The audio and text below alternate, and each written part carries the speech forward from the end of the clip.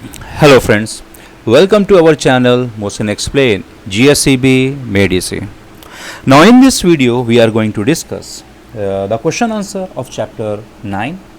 Chapter name Fundamental Right, Fundamental Duties and the Directive Principle of the State Policy. Subject Social Science, Gujarat Board.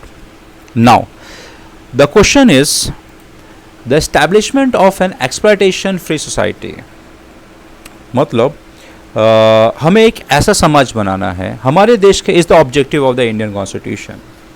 और जो textual question है वो है the formation of society without exploitation is the important aim of the constitution. तो question base पे अगर हम समझे यहाँ पे क्वेश्चन को चेंज किया गया है लेकिन आंसर सेम है. सो द क्वेश्चन क्या है कि संविधान का एक ही मकसद है.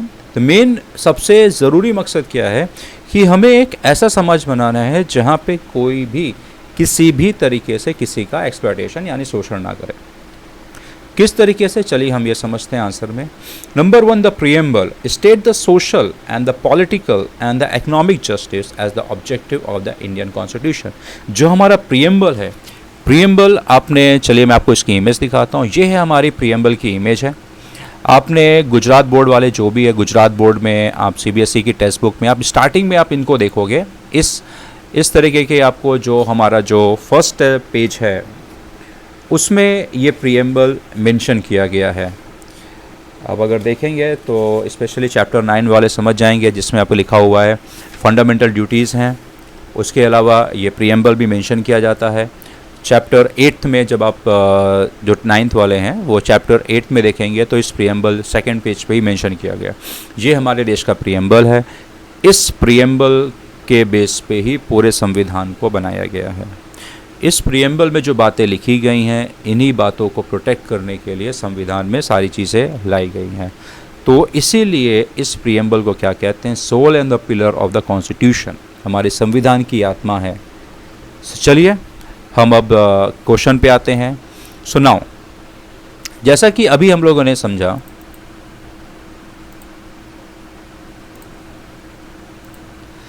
कि that establishment of justice means doing away with injustice which existed in a various form.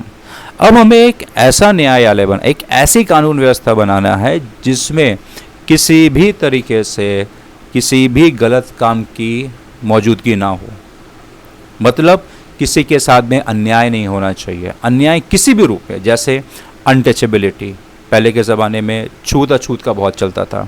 Gender based discrimination, औरत और आदमी में फ़र्क, एक्सप्लॉयटेशन ऑफ लेबर, जो गरीब मजदूर हैं उनका शोषण करना, ट्रैफिक इन ह्यूमन बीइंग, इंसानों को गलत तरीके से मजबूरी पे या फिर डरा धमका कर एक जगह से दूसरी जगह ले जाना, वेद बेगार, ऐसे लोगों जो बेगार जिनके पास से ज़बरदस्ती काम करवाया जाए, चाइल्ड लेबर, बच्चों से मजदूरी कराई जाए, उनको गुलाम बना के रखवाया जाता है. So the objective of exploitation free society was to put in practice by right to equality. अब जब ये लाया गया तो ये मकसद ये था कि इसके लिए सबसे पहले राइट टू इक्वालिटी कानून लाना चाहिए जिसमें हम ऐसा समाज की कल्पना करेंगे जहाँ पर कोई भी किसी का एक्सप्लॉयटेशन नहीं कर पाए. More particularly by right against exploitation. अगर राइट टू इक्वालिटी के तहत अगर देखा जाए तो ये अधिकार कम होता है, लेकिन राइट अगेंस्ट एक्सप्लॉयटेशन है ये उसके ऊपर ज़्यादा सूट करता है. मतलब हम यहाँ पर ऐसा कानून, ऐसी न्याय व्यवस्था बनाएंगे जिसमें कोई भी किसी का शोषण ना कर पाए. 4th, the right against exploitation has ban traffic in human being. अब राइट अगेंस्ट एक्सप्लॉयटेशन है तो सबसे पहले इंसान को डरा धमका के मजबूर कर एक जगह से दूसरी जगह गैर कानूनी लेकर जाना, स्लेवरी यानी गुलामी, वेट बेगारी, ज़बरदस्ती आप किसी के पास काम नहीं करवा सकते हैं. 5th, it has made employment of children below 14 year of age, खासकर 14 साल से नीचे के बच्चों के पास से काम करवाना, और वो भी हज़ार्डियस प्रोफेशन, ज़बरदस्ती काम करवाना, मजबूरी में उनसे पास से काम लेना, that is consider as an cognizable offence. ये बहुत बड़ा क्राइम माना गया है. Therefore we can say that. तो ये सारी चीज़ों को जो भी हमने सुना समझा, इस बेस पे हम कह सकते हैं कि हमारे संविधान जो बनाया गया था उसका मकसद यही था कि हमें एक ऐसा समाज बनाना है जिसमें एक्सप्लॉयटेशन फ्री सोसाइटी, कोई भी किसी भी तरीके से एक्सप्लॉयटेशन ना कर सके। आई होप आपको ये मेरा एक्सप्लेनेशन पसंद आया होगा। पसंद आया है तो लाइक करें, शेयर करें, सब्सक्राइब करें।